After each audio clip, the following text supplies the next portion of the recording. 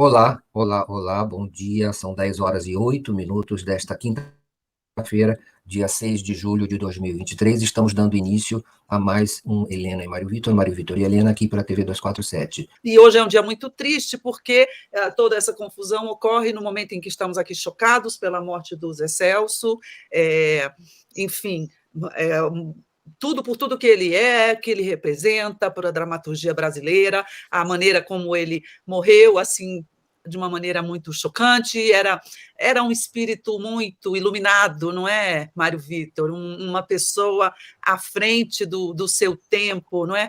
Que grande contribuição, que grande luz ele representou, não é, Mário Vitor? Não só para o teatro, mas para a cultura brasileira como um todo, né? O Zé Celso não é uma perda imensa e chocante. Não é muito difícil falar dele agora com a notícia tão recente da morte dele. Não sabe, eu, por exemplo, não sei o que precipitou, não é, depois desse acidente tão inexplicável, essa morte, né, nas últimas horas, o que aconteceu.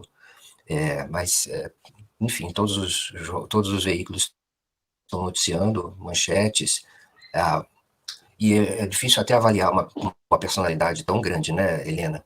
Tão imensa, tão improvável. Tal, Zé Celso é daquelas seres humanos grandes que às vezes a gente tem a impressão de que eles não são feitos mais hoje em dia naquela dimensão de outras É. de décadas e séculos. É uma personagem maior que a vida, num certo sentido, e insubstituível.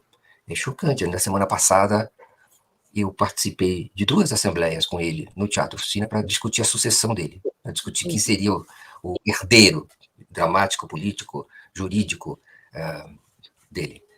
Havia uma polêmica dentro do teatro e houve toda uma série de reuniões e tensões e dificuldades e preocupações, mas ele estava totalmente em comando, lúcido, mesmo na cadeira de rodas, aquele trono coroado, aquele foi relegado nesses últimos tempos, mas muito consciente e muito ativo.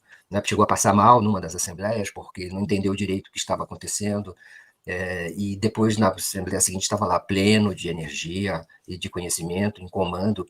Né? É muito, muito, muito triste. Me lembro de alguns episódios, uma vez, acho que foi meu aniversário, o aniversário dele, em casa.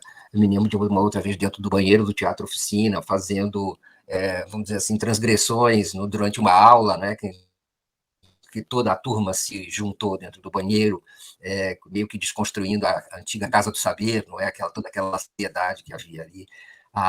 Só para falar algumas coisas, porque o que importa mesmo é esse exemplo, esse trabalho, essa vida, essa improvável dentro de, como é que a gente pode falar, da aridez do Bexiga, daquela selva urbana que é São Paulo, não é aquela coisa que não cresce nada, não é? E justamente nesse lugar tão improvável, a partir do Zé Celso, do Teatro Oficina e do teatro, surgiu uma visão iluminada do mundo, do Brasil, do sertão, do próprio Bexiga.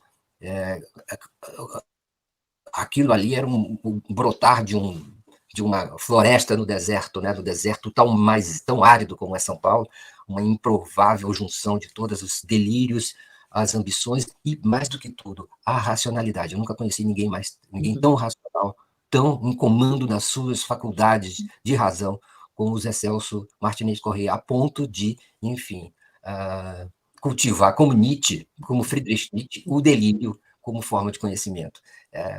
Enfim, é muito chocante que isso aconteça e que a gente tenha que viver depois do Zé Celso. Que lindo isso, Mário Vitor, essa sua amizade com ele, essa sua proximidade, esse seu depoimento, né? Porque eu, por exemplo, eu admirava muito, mas à distância, né? Nunca tive uma convivência com ele, né? E que lindo isso, né? Você ter tido essa oportunidade tão recente de estar com ele. Por tudo que a gente sabe, ele continuava com a cabeça a 1000 por hora, né? Aos 85, 86, né? Que ele tinha. Helena, Helena, ele pegou fogo junto com os escritos da Queda do Céu, que ele Olha, estava produzindo naquela sala dele, em que estavam ali os papéis de toda essa voluptuosa produção das últimas décadas, e que todo esse teatro brotava ali daquele lugar, no Paraíso, bairro do Paraíso, em São Paulo, em que ele se incendiou. Então, essa papelada toda é também a votação maravilhosa da mente e da criação desse dramaturgo, não é que queimou junto com seus papéis. Que coisa, que loucura, né? Simbolicamente, né? É uma coisa muito chocante, essa coisa do incêndio, da pessoa queimado, né? Enfim, é muito triste e inesperado, porque, embora ele tivesse idoso, ele estava ativíssimo, né? Porque a gente sabe, inclusive, ele deu uma demonstração de fé no futuro e na vida, não é? Com o casamento dele recente, acho que tem pouquíssimos meses, não é? E fez uma festa e um happening ali no casamento. É uma perda muito, muito grande, muito triste, todos nós, o Brasil muito triste, você como amigo, como pessoa que conviveu com ele, mais ainda nesse momento, não é, parceiro? Para mim, o meu abraço também vai apertado para você também nessa hora. A gente aqui tendo que fazer um programa, né, sobre nesse espírito, nesse estado de choque. Eu acho que o mundo cultural, né, de São Paulo, brasileiro também, né, mas o mundo, os meios culturais, intelectuais, não é? Todo mundo tem alguma coisa, né, a dizer, né, Mário Vitor, sobre o Zé Celso. Ele tocou, mesmo sem conhecer bem, ele tocou a cada pessoa e que tem amor pela cultura, amor pelo teatro, interesse em coisas, em obras instigantes, como eram as dele, né? Ele tocou a cada um de nós, cada um. Eu acho que era, como diz aqui a Sônia, era um gigante da arte. Não é? Ele estava escrevendo a próxima peça, que já estava em processo de preparação, enquanto ele continuava terminando o texto, já havia partes prontas, com base, a partir do livro A Queda do Céu, do Davi Copenaua, e que sintetiza ou que expressa a mitologia Yanomami. E uma grande obra que, nas mãos de um realizador como o Zé Celso, ganha provavelmente a forma de uma saga, com talvez uma trilogia, uma tetralogia, em que, digamos assim, a visão dos povos originários, especialmente dos Yanomami, quase que seria uma proposta de forma de viver e de forma de organizar o mundo, né? O nosso mundo, o mundo real, uma introdução de outro princípio de vida, uma inversão.